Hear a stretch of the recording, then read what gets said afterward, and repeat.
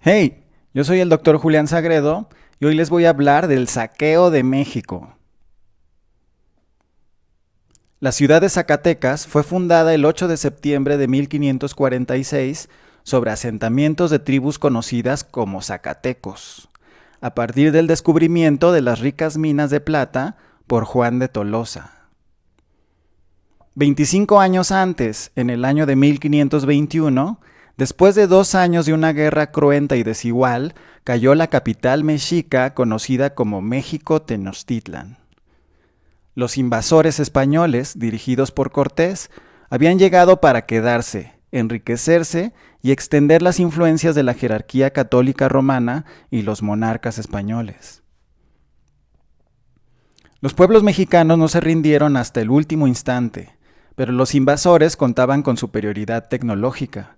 Esto es pólvora, perros, caballos y armadura de hierro, superioridad táctica y técnicas de manipulación, haciendo creer a los pueblos tributarios del Imperio Mexica que podrían liberarse y tener mejores condiciones de vida. Sin embargo, todo fue lo contrario. A los indígenas se les despojó de sus creencias, tradiciones, tierras y bienes y se les prohibió tener cargos públicos y ganado, reduciendo sus actividades a la agricultura y su cultura a la ignorancia. Un alto precio por haber confiado en la palabra del invasor.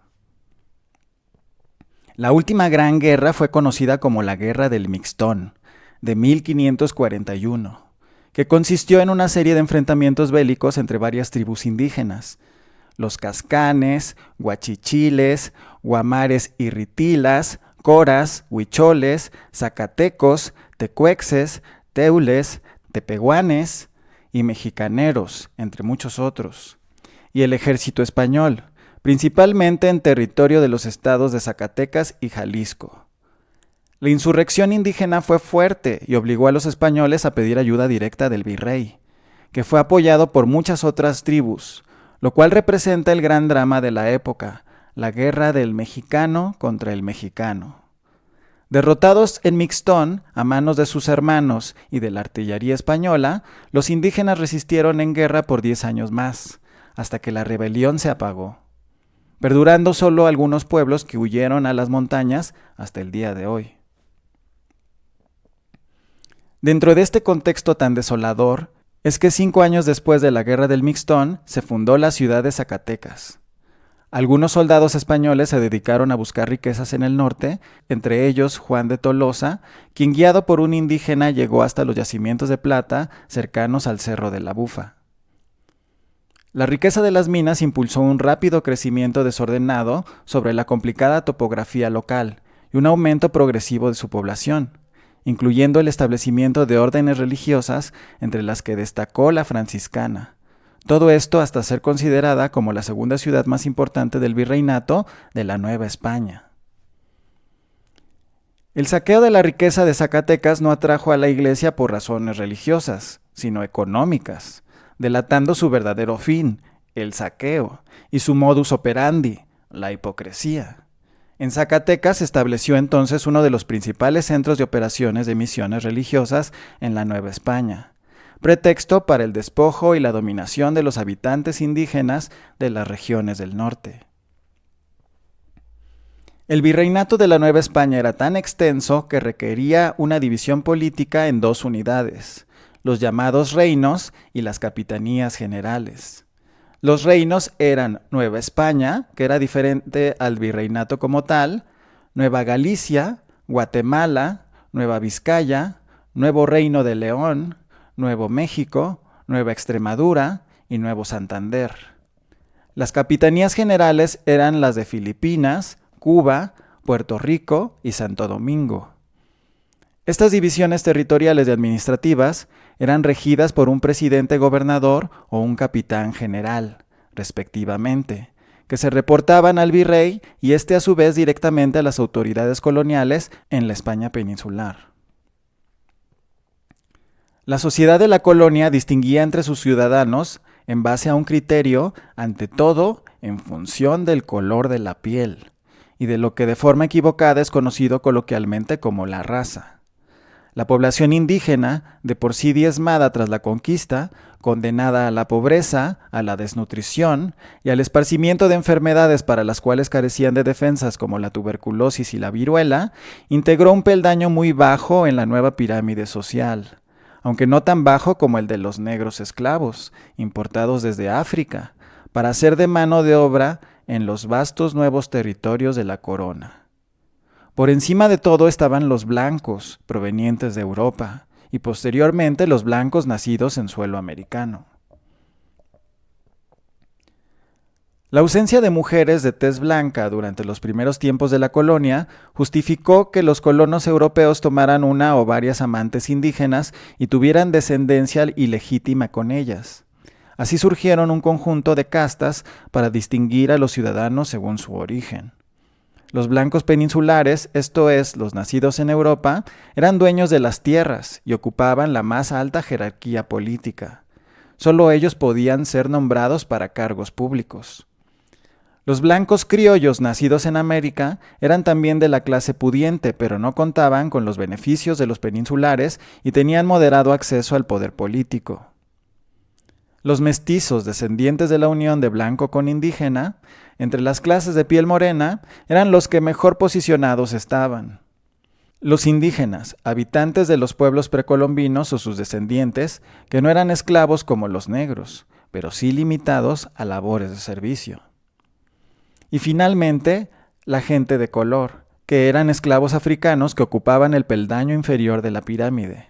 El racismo puro y duro, la vergüenza. La economía colonial en México era de tipo extractivista, como en todo el continente de la época, sobre todo los yacimientos minerales recién descubiertos en el norte, que a su vez impulsaron el crecimiento de obras y la expansión agrícola. Pero casi todo lo obtenido era despachado a Europa, a través de los puertos de Veracruz y Acapulco, como parte de una red comercial que llevaba los productos filipinos a América y luego a la península. Parte del sistema de opresión y control que la colonia impuso a las poblaciones indígenas consistió en despojarlos de su idioma y sus tradiciones, tenidas por paganas y heréticas. Así se les impuso la religión católica y con ella las normativas sociales y éticas de la sociedad española, con las cuales pensaron ganar almas para la Iglesia católica, dado que los indígenas, a diferencia de los africanos, eran considerados seres humanos, aunque deficientes, necesitados de tutelaje. Una verdadera vergüenza para esas instituciones que pretendían representar un ejercicio espiritual. La religión sin humanismo, la hipocresía y la justificación del despojo y la esclavitud. Se instauró la Iglesia Católica en la Nueva España, edificando muchos de sus templos y sus espacios literalmente sobre las ruinas de los que habían pertenecido a las culturas indígenas. Con ella, además, llegó la Santa Inquisición. Todavía muchos hoy confunden la moral con la hipocresía, delatando que lo que buscan es el control social y no la verdad o la honestidad.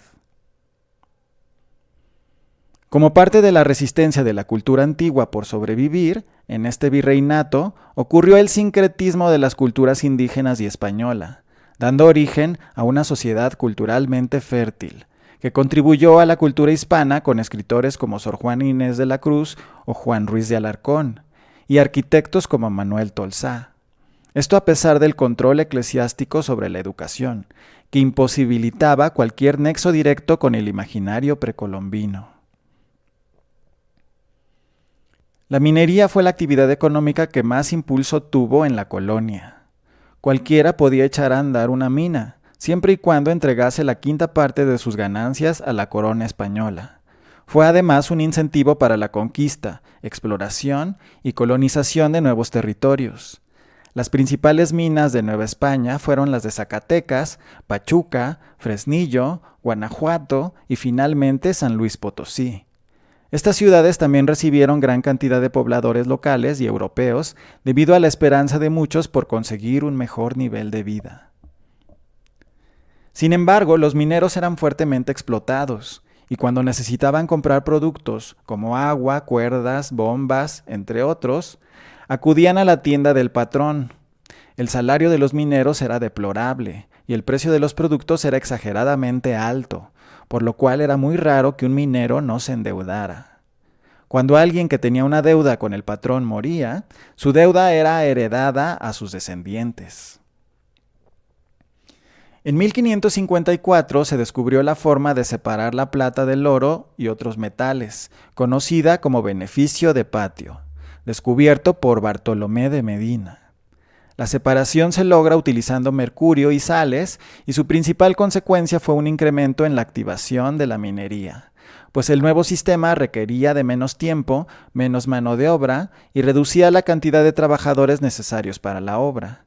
Sin embargo, a pesar de que este proceso requería un mayor costo económico, rápidamente el costo fue paliado y la minería siguió su crecimiento. La minería colonial enfrentó varios problemas, tales como la escasa mano de obra.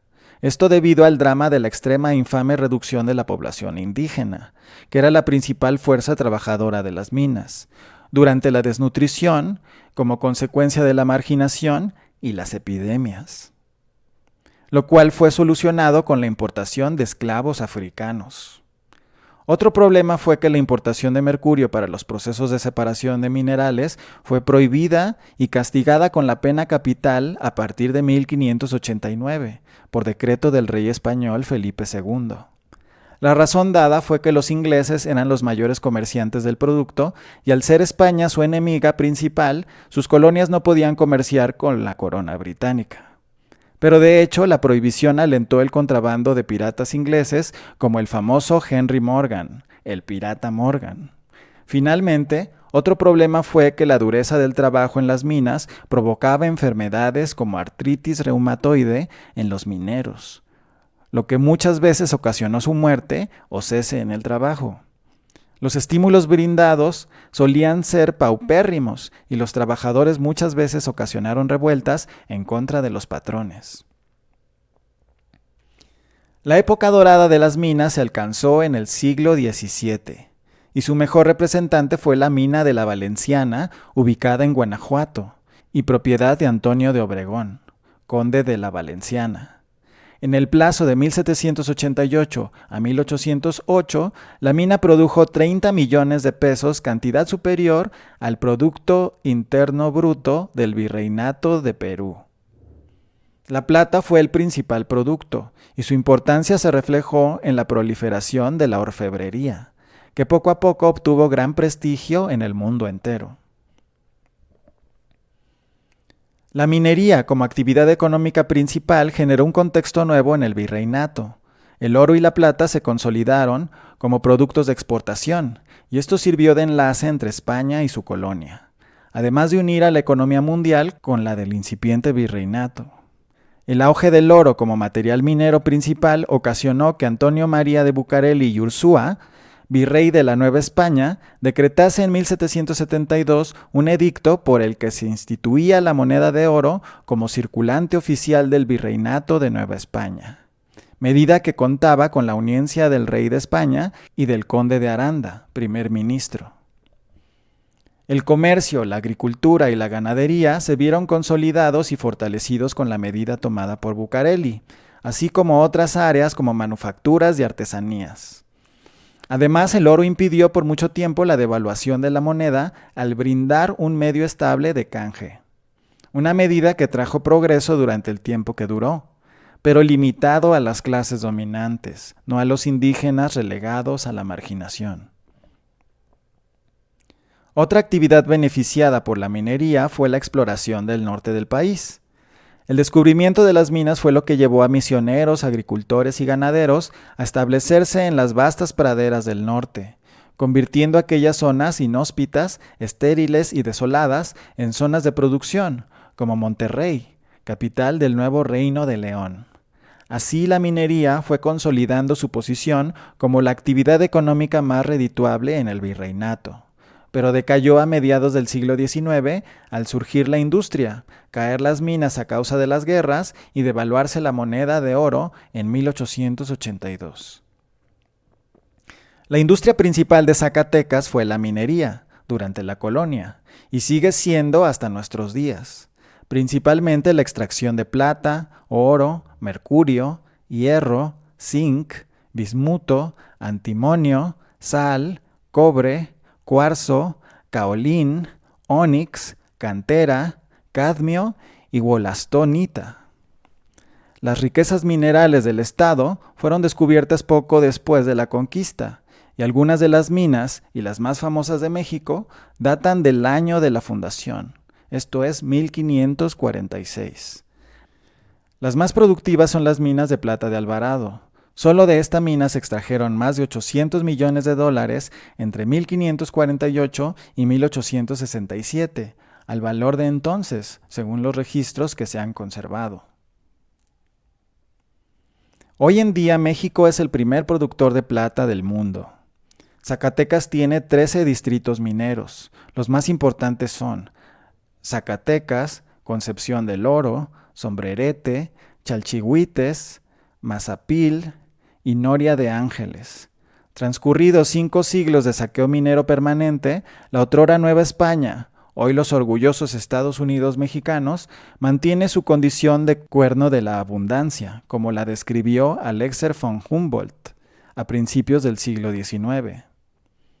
Sin embargo, el ilustre geógrafo y explorador alemán no reparó ni previó que tal riqueza nunca sería aprovechada en beneficio de sus propietarios originales ni para desarrollar a la que en breve se convertiría en una nueva nación independiente. México, por estar acaparada primero por los conquistadores y su secuela colonial. Poco más adelante, ya sin la participación de la corona española, por un puñado de inversionistas extranjeros, ingleses la mayoría de ellos, que retomaron la depredación. Por capitalistas estadounidenses que hicieron lo propio emulando las prácticas coloniales, aunque con técnicas modernas, y más tarde por un selecto grupo de empresarios mexicanos y foráneos, a los cuales solo momentáneamente, un parpadeo histórico, se les impidió, por la intervención del Estado en los años 70, satisfacer su ambición con los bienes nacionales, antes de que el neoliberalismo del siglo XX y XXI de nueva cuenta le sirviera en charola de oro y plata la riqueza minera nacional. A pesar de ello, la tierra mexicana sigue dando esos frutos, prohibidos a sus dueños originales, y refrenda su condición de cuerno de la abundancia, aunque también de nación permanentemente saqueada con la misma voracidad. Concentración de la riqueza y prácticas de explotación de la mano de obra que las padecidas 500 años atrás. Aunque ahora en nombre de la modernidad y con la venia de los gobiernos supuestamente democráticos hasta el año de 2018. Tanto oro y tanta plata, por solo citar estos metales preciosos, ha dado históricamente este riquísimo territorio que resultan invaluables en todos los sentidos. Las cerca de 1,700 toneladas de oro y las más de 230,000 toneladas de plata, que a lo largo de 5 siglos se han extraído de este cuerno de la abundancia. Tanto ha dado y sigue dando esta tierra que solo en la primera década del siglo XXI, con 2 gobiernos panistas, esto es de 2001 a 2010, un pequeño grupo de empresarios mexicanos y extranjeros, con los canadienses a la cabeza, extrajeron el doble de oro y la mitad de plata que la corona española en 300 años de conquista y coloniaje, de 1521 a 1821, en lo que hoy es México, de acuerdo con la citada estadística. En esa década panista, con Fox y Calderón en Los Pinos, los corporativos mineros obtuvieron 380 toneladas de oro y 28,274 toneladas de plata de las minas mexicanas, contra 182 y 53,500 toneladas respectivamente en los 3 siglos citados. Ello sin olvidar que 20 años atrás las invaluables reservas nacionales de cobre se entregaron a una sola empresa, Grupo México, cuyo dueño, Germán Larrea, el segundo hombre más rico del país, ni siquiera hizo el intento de rescatar los cuerpos de los 63 mineros que 5 años después de la explosión se mantienen bajo cientos de toneladas de tierra en la mina Pasta de Conchos, en Coahuila. Sorprende la inagotable riqueza de esta tierra. pero no el resultado de los empresarios mineros, porque ese grupo de voraces capitalistas que se beneficia con los bienes nacionales alcanzó tales volúmenes de producción y utilidades no solo por el uso de modernas técnicas de extracción, sino especialmente por el vastísimo territorio que los gobiernos panistas les entregaron, en forma de miles de concesiones mineras, 50 años de vigencia, renovables, las cuales en dicho periodo amparan alrededor de 52 millones de hectáreas, equivalentes al 26% del territorio nacional. Esa vastísima riqueza concedida a los consorcios mineros privados no acaba ahí, pues se adereza con generosas exenciones fiscales, autoridades serviciales, leyes laxas e incumplidas, complicidad del poder político y judicial, daño ecológico, persecución sindical, outsourcing, inseguridad e insalubridad para los trabajadores y miserable explotación de la mano de obra, entre otras gracias, como en los mejores tiempos de la colonia.